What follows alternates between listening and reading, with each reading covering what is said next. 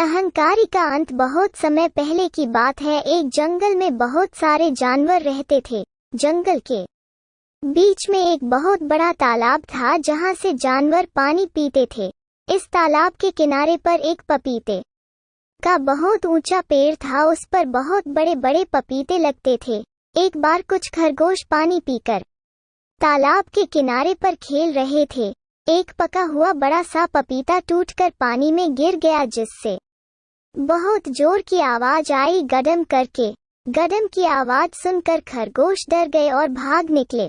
खरगोशों को भागते हुए देखकर एक लोमड़ी ने पूछा, क्यों भाई, क्या बात है, क्यों भाग रहे हो? खरगोश ने कहा, गडम आ रहा है, भागो। लोमड़ी भी उनके साथ भाग ली।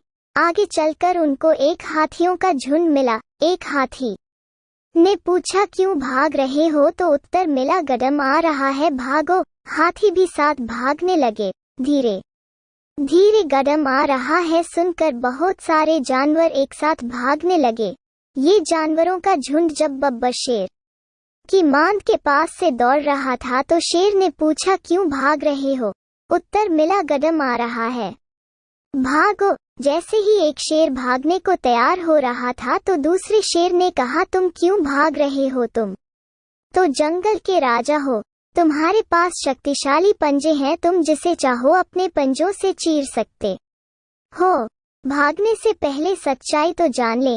इस पर शेर ने एक जानवर से पूछा कि तुम्हें किसने कहा कि गडम आ रहा है? तो उसने कहा, मुझे। तो हाथी ने कहा। हाथी से पूछा तो उसने कहा, मुझे। तो लोमड़ी ने कहा। लोमड़ी ने कहा, मुझे। तो खरगोश ने कहा था।